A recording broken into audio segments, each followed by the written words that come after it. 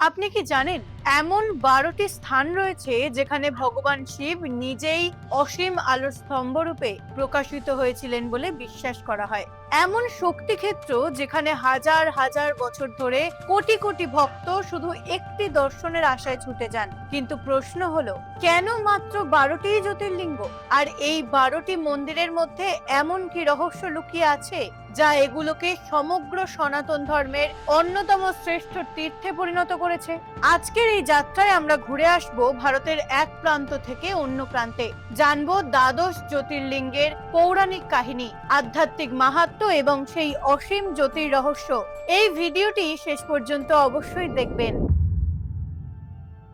শিব পুরাণে বর্ণিত আছে, এক সময় ব্রহ্মা ও বিষ্ণুর মধ্যে তর্ক শুরু হয় কে শ্রেষ্ঠ এই বিষয় নিয়ে। সেই মুহূর্তে হঠাৎ সমগ্র ব্রহ্মাণ্ড কাঁপিয়ে আবির্ভূত হয় এক অনন্ত অগ্নিস্তম্ভ।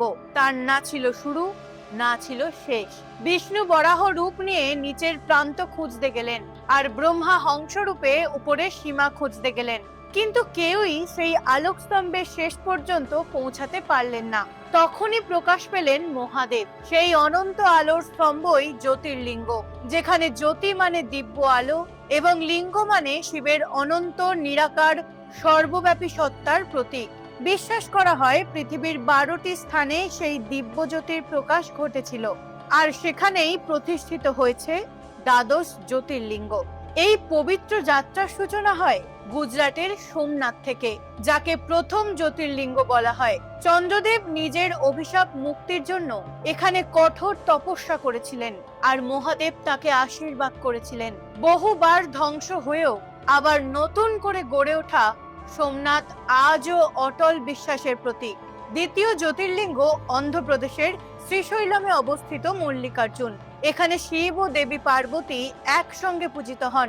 বিশ্বাস করা হয় কার্তিকে অভিমান করে এই পর্বতে চলে এলে পুত্রকে শান্ত করতে শিব পার্বতী এখানে আবির্ভূত হন। তাই এই তীর্থ পারিবারিক সুখ ও ঐক্যের প্রতীক হিসেবে মানা হয়। তৃতীয় জ্যোতির্লিঙ্গ মহাকালেশ্বর, মধ্যপ্রদেশের উজ্জয়িনীতে। এখানে মহাদেব মহাকাল অর্থাৎ সময়ের অধিপতি রূপে বিরাজমান। এই মন্দিরের বিখ্যাত ভস্ম আরতি সারা বিশ্বের ভক্তদের আকর্ষণ করে। বিশ্বাস করা হয় মহাকালেশ্বর মৃত্যু ভয় ও অশুভ শক্তি থেকে ভক্তদের রক্ষা করেন। চতুর্থ জ্যোতির্লিঙ্গ ওঙ্কারেশ্বর, নর্মদা নদীর মানধাতা দ্বীপে অবস্থিত। আশ্চর্যের বিষয়, এই দ্বীপের আকৃতি সংস্কৃত ওং অক্ষরের মতো। এখানকার প্রতিটি শিলা, প্রতিটি নদী তীর যেন সৃষ্টি ও ব্রহ্ম চেতনার এক গভীর প্রতীক বহন করে। পঞ্চম জ্যোতির্লিঙ্গ কেদারনাথ, হিমালয়ের কোলে অবস্থিত এক মহাপবিত্র তীর্থ।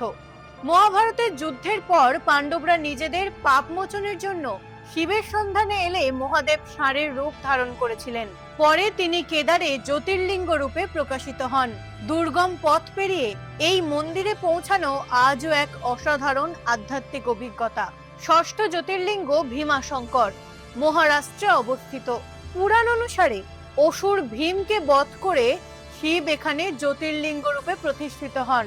ঘন অরণ্যের মধ্যে অবস্থিত এই তীর্থ শক্তি, সাহস ও ধর্ম রক্ষার প্রতীক। সপ্তম জ্যোতির্লিঙ্গ কাশী বিশ্বনাথ, বারাণসীতে। বলা হয় কাশী এমন এক নগরী যা স্বয়ং মহাদেব কখনো ত্যাগ করেন না। বিশ্বাস রয়েছে কাশীতে মৃত্যুবরণ করলে মহাদেব নিজেই মুক্তির পথ দেখান, তাই এই তীর্থকে মোক্ষের দ্বার বলা হয়। অষ্টম জ্যোতির্লিঙ্গ ত্রম্বকেশ্বর, মহারাষ্ট্রের নাসিকে গোদাবরী নদীর উৎসের কাছে অবস্থিত।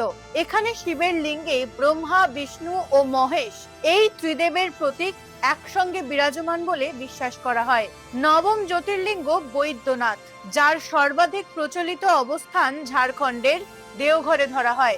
রাবণ মহাদেবকে লঙ্কায় নিয়ে যাওয়ার জন্য কঠোর তপস্যা করেছিলেন, সেই কাহিনীর সঙ্গে এই তীর্থ জড়িয়ে আছে।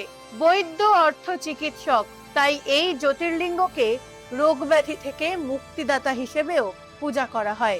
দশম জ্যোতির্লিঙ্গ নাগেশ্বর, গুজরাটের দ্বারকার কাছে অবস্থিত। এখানে মহাদেব নাগেশ্বর রূপে ভক্তদের অশুভ শক্তি ও ভয় থেকে রক্ষা করেন বলে বিশ্বাস করা হয়।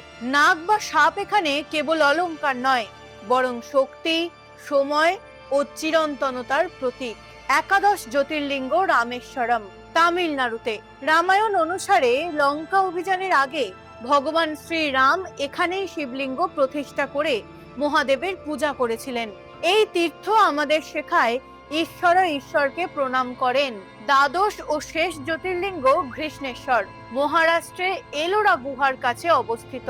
এক ভক্ত নারীর অটল ভক্তি ও বিশ্বাসে সন্তুষ্ট হয়ে মহাদেব এখানে জ্যোতির্লিঙ্গ রূপে প্রকাশিত হন। এই তীর্থ প্রমাণ করে নিঃস্বার্থ ভক্তির শক্তি সমস্ত বাধাকে অতিক্রম করতে পারে। এই 12টি জ্যোতির্লিঙ্গ শুধু 12টি মন্দির নয়, এগুলো শিবের 12টি মহাশক্তির প্রতীক। মহাদেব সীমাবদ্ধ কোনো মূর্তি নন, তিনি অনন্ত, নিরাকার, সর্বব্যাপী চেতনা। তাই জ্যোতির্লিঙ্গ দর্শন মানে শুধু একটি মন্দির দেখা নয়, বরং নিজের অন্তরের অন্ধকার দূর করে সেই অনন্ত আলোর দিকে এক ধাপ এগিয়ে যাওয়া। যদি আপনিও বিশ্বাস করেন যে মহাদেবের কৃপা মানুষকে অসম্ভব পথও পার করিয়ে দিতে পারে, তাহলে কমেন্টে লিখুন ওম নমঃ শিবায়। আর এমন আরো সনাতন ধর্ম, পুরাণ ও অজানা রহস্যের ভিডিও দেখতে এখনই চ্যানেলটিকে সাবস্ক্রাইব করুন। অবশ্যই কমেন্ট করে জানাবেন এর মধ্যে কোন জ্যোতির্লিঙ্গকে নিয়ে আপনি সম্পূর্ণ তথ্য জানতে চান। হর হর মহাদেব।